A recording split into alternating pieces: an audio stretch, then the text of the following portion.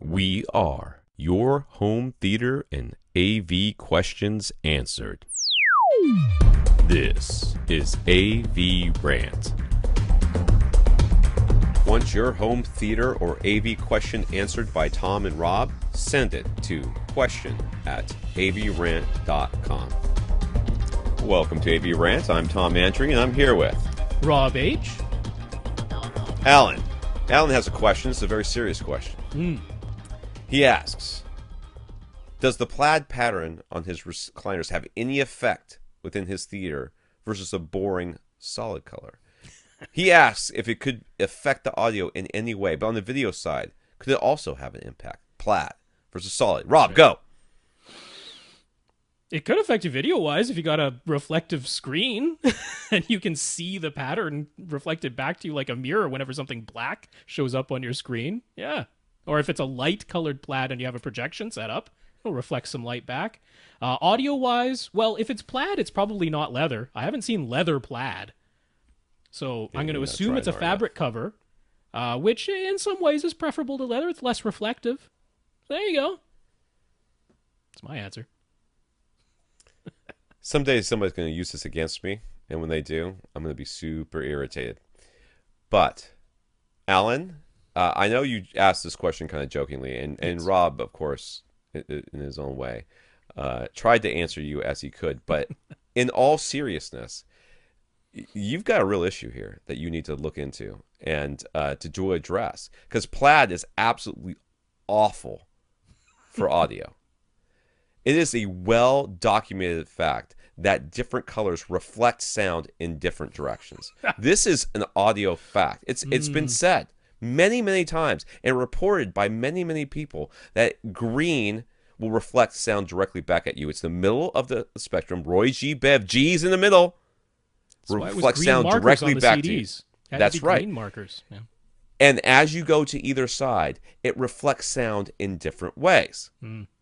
So you need solid colors. The solid colors, you can then start to treat the sound based on what direction it's being most greatly reflected. You have your first reflection points off of your speakers, but then you have your first reflection points off of your couch as well. You really have to take these things into account. Yeah, the only fix is Mpingo wood. Yeah, Mpingo wood. And you have to make sure that the grain of the Mpingo wood is running counter to the grain of the plaid. It's highly important. It's much more difficult than that. It's much more. I mean, if you really want to go through this, what you need is a complementary color from the other side of the spectrum, right? You need to make sure that you are then putting lines not directly parallel, perpendicular to the lines that you have. So if your plaid line's going across, horizontally, you don't want to go vertically. You need to like W, back and forth, back and forth. That disrupts the reflection of the sound, so that it's a more of a diffuse sound. It will really open up the sound. You'll be amazed at the sound difference. You're going to hear it get so much warmer in your room. Amazed. It's going to be, in the vocals, it's going to be like the person's there. You're going to feel like you've got a completely different system.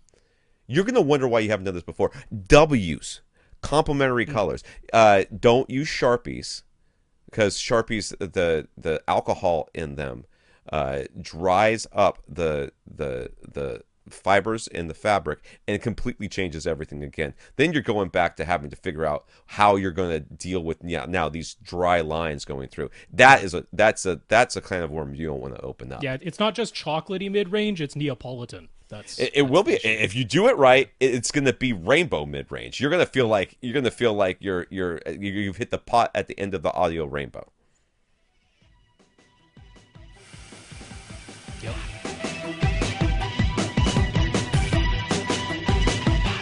Want your question answered? Send it to question@avrant.com.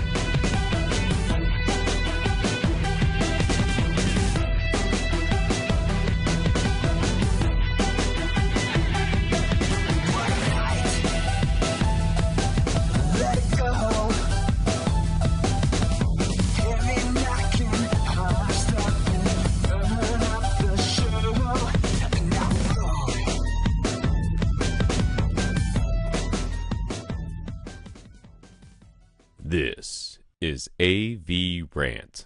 Now go out and listen to something.